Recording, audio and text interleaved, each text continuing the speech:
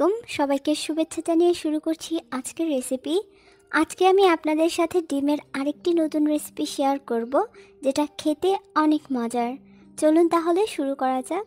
প্রথমেই আমি কড়াইতে 2 থেকে 3 টেবিল চামচের মতো তেল দিয়ে দিলাম। এবার এর মধ্যে দিয়ে দিচ্ছি হাফ চা চামচ লবণ আর একটুখানি হলুদের গুঁড়া। এখন এগুলোকে একটু নেড়ে মিশিয়ে নিব। মিশিয়ে নেওয়া হয়ে গেলে হালকা যখন তেলটা গরম হয়ে আসবে তখন দিয়ে দিচ্ছি ডিমগুলো আজকে আমি অর্ধেক করে নিচ্ছি, আপনারা চাইলে আস্তেও রাখতে পারেন। এখানে আজকে আমি 3টা ডিম নিয়েছি, আপনারা মানুষ অনুযায়ী বাড়িয়ে বা কমিয়ে নিতে পারেন। এবার একটা সাইড হালকা ভাজা হয়ে গেলে আরেকটা সাইড উল্টিয়ে দেব। একটা জিনিস মাথায় রাখবেন, যারা নতুন রাঁধুনি আছেন, ডিম সবসময় অল্প আঁচে ভাজবেন, তাহলে ফুটে উঠবে না। যদি আঁচটা বাড়িয়ে দেন তাহলে উপরের চামড়াটা ফুলে একদম ডিম ভেঙে যাবে, আবার আপনার শরীরে ছিটকে আসবে। তো যখন 2টা সাইডই ভালো করে ভাজা হয়ে যাবে, দেখুন কালার চলে এসেছে, ঠিক এই পর্যায়ে আমি ডিমগুলোকে উঠিয়ে নেব।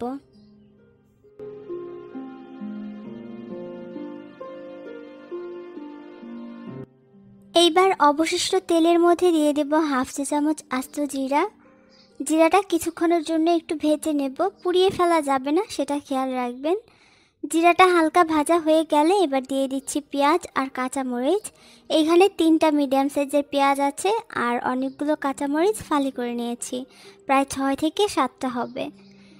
এবার এই পেঁয়াজটাকে একটু ভাজবো, তবে এর আগে পরিমাণ মতো লবণ দিয়ে দিলাম। লবণটা আমি কিন্তু 1 চা চামচ দিয়েছি, মানে বেশি করে দিয়েছি, পরে দেখে দেওয়া যাবে। পেঁয়াজটা যখন এরকম একটু হালকা ভাজা হয়ে আসবে তখন দিয়ে দিচ্ছি হাফ চা চামচ আদা বাটা আর হাফ চা চামচের বেশি রসুন বাটা। এবার এই আদা আর রসুনটাকে পেঁয়াজের সাথে ভালো করে ভেজে নেব, যাতে করে এর কাঁচা গন্ধটা চলে যায় আর একটা সুন্দর ফ্লেভার অ্যাড হয়। যখন আদা রসুন ভাজা হয়ে যাবে একটুখানি পানি দিয়ে বাকি মশলাগুলো দিয়ে দেব। দিয়ে দিচ্ছি হাফ চা চামচ জিরার গুঁড়া, হাফ চা চামচ ধনিয়া গুঁড়া, হাফ চা চামচ হলুদের গুঁড়া, হাফ চা চামচ থেকে একটু বেশি মরিচের গুঁড়া দিয়ে দিলাম।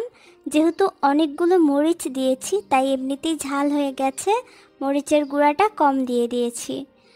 এখন যখন তেলটা ভেসে উঠবে, মানে কষানো পুরোপুরি কমপ্লিট হয়ে যাবে, এই যে দেখুন এই রকম তেলটা ভেসে উঠলে দিয়ে দিচ্ছি আলু। এখানে আমি 2টা বড় সাইজের আলুকে কুচি কুচি করে কেটে নিয়েছি, যেইভাবে আলু ভাজি করা হয়। তো একটুখানি পানি দিয়ে এবার এই আলুগুলোকে নেড়ে মিশিয়ে ঢাকনা দিয়ে ঢেকে কষিয়ে নেব, যতক্ষণ না আলুগুলো সেদ্ধ হয়ে যায়। ঢাকনাটা খুলে একটু পরপর এভাবে একটু নেড়ে দেবেন, এতে করে নিচে লেগে যাবে না। আবারও ঢাকনা দিয়ে ঢেকে রান্না করছি। একটা পর্যায়ে দেখবেন নিচে আলুগুলো লেগে যাচ্ছে, ঠিক এরকম দেখুন নিচে আলুগুলো লেগে যাচ্ছে। আর আলুগুলো যেহেতু চিকন চিকন করে কাটা, তাই এগুলো সেদ্ধ হতে সময় বেশি লাগবে না। যখন আলুগুলো সেদ্ধ হয়ে যাবে তখন পরিমাণ মতো ঝোল দিয়ে দিচ্ছি। ঝোলটা এমনভাবে থাকবে যাতে আলুগুলো ডুবে থাকে। এখন সেই ডিম যে ভেজে রেখেছিলাম সেগুলো দিয়ে দিলাম। ঢাকনা দিয়ে ঢেকে রান্না করব 5 থেকে 6 মিনিট। 5-6 মিনিট পর এই আলুগুলো আর ডিম পুরোপুরি কমপ্লিট হয়ে গেছে রান্না। এখন বাকি যে জিনিসগুলো সেগুলো দিয়ে দিচ্ছি। দিয়ে দেব বেশি করে ধনিয়া পাতা কুচি।